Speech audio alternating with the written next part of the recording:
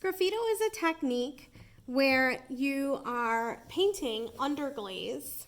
So you can use Sgraffito on your unfired leather hard clay, and that is where you're taking underglaze and you're covering your whole piece or certain sections of your piece and then carving through the piece in order to create these lines that are going to be white. And the reason they're white is because your clay is firing white. So it's going to reveal the clay underneath. So I used black underglaze, and then I also carved through, and then I put clear right over the top in this box. So Sgraffito, if you like to have really specific details and you like drawing or anything like that, Sgraffito kind of combines drawing with ceramics. So it's a great way to add detail to your clay. All right, so with ceramics, you've got a couple options. The first thing is you can paint just a small area. So if you want to be able to see, your clay or use other glaze on your clay, you can just paint a small area. Underglaze, the benefit of underglaze is that it really does stay where it's put. It very rarely runs. So the first thing I'm going to do is I'm going to start painting. I don't want to paint my whole vase here because I think I want to go with red on the outside. So I've got my luminary here. And the thing with Sgraffito is that you need 3 coats so that it's completely opaque. You want that opaqueness. And in between each coat, you want it to dry completely.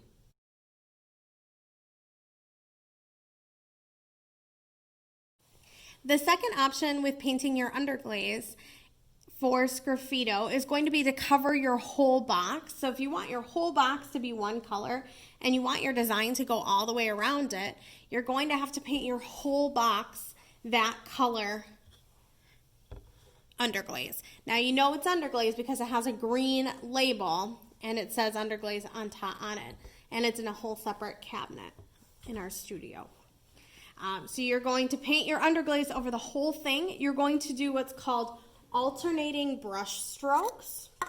What alternating brush strokes means is if I do my first layer with horizontal brush strokes, I'm using a big brush here because it's going to cover the most amount of space.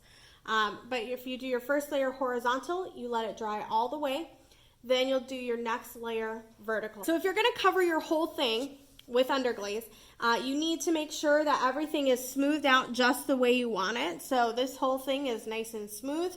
I can go through with my fingers though and catch anything that's not 100% smooth. You should have all of your applique, you should have your finial on at this point because you're not going to be able to do much with it after you have underglaze on it.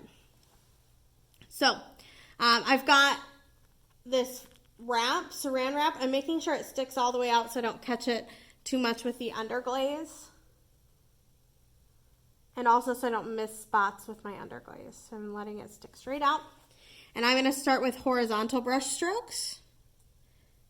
You want to do this while your clay is leather hard, and then I also put my underglaze in a different container.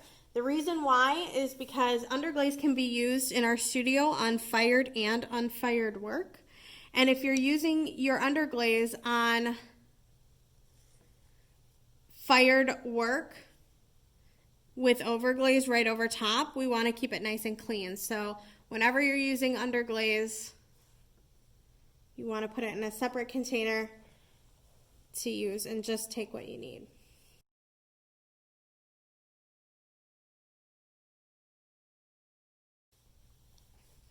Once your first layer is 100% dry, you're going to be able to see that it's not at all shiny.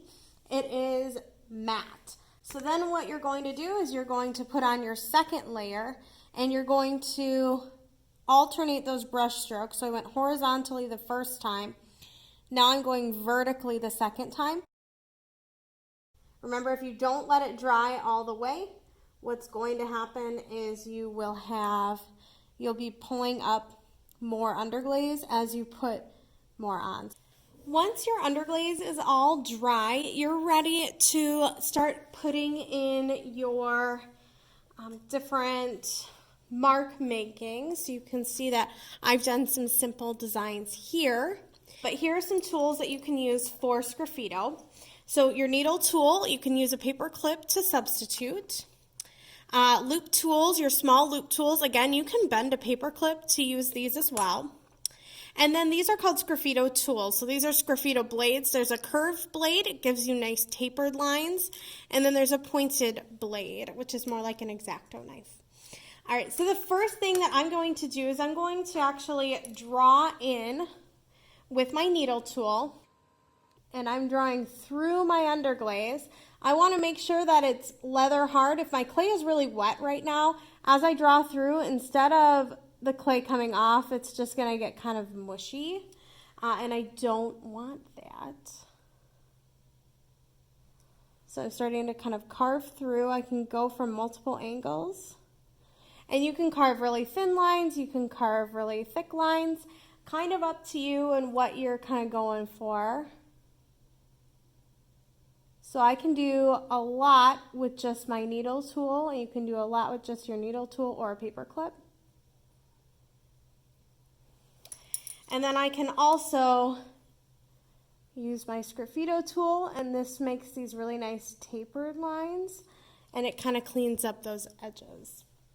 So if I were going to use this here, I want to make kind of the saddle for my horse.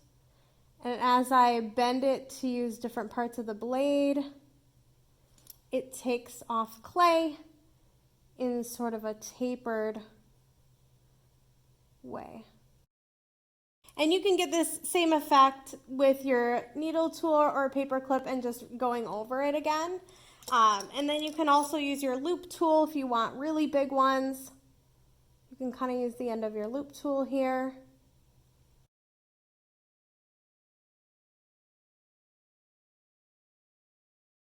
And then you'll want to go through at the end, and you're going to want to go through and clean up kind of those edges. You can do that with the Sgraffito tool. You can also do it with a sharp pencil. This is going to be my sharp pencil, but I'm going to put it through here. And you're just kind of smoothing out and getting all those little chunks of clay out.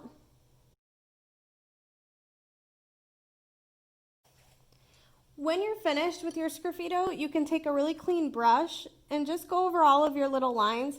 Get all those little dingleberries out of there so that it's a nice smooth line. So you're just kind of dusting the surface with your brush. See all those little pieces falling out? Now you can't recycle those pieces because they have underglaze on them. So any clay that has underglaze, you can just throw it right in the trash. If you're looking for some more advanced imagery, you can use those same tools that I just showed you. And just like you would in a drawing, you would use hatching and cross hatching and all of those fun things. You can use those in your ceramic artwork. So if I'm doing a flower here, I want to make sure that, first of all, my underglaze is completely dry. It should be 100% matte. And then I also want to make sure that my clay is leather hard.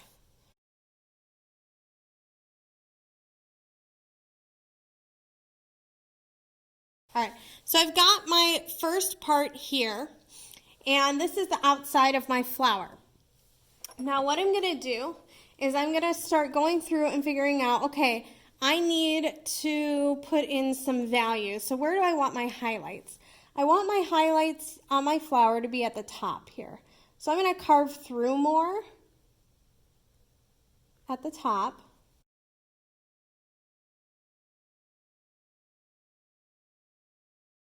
I want to put in some highlights though.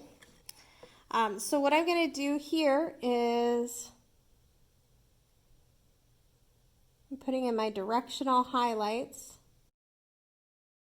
And wherever I have lowlights, I can leave or just put a couple.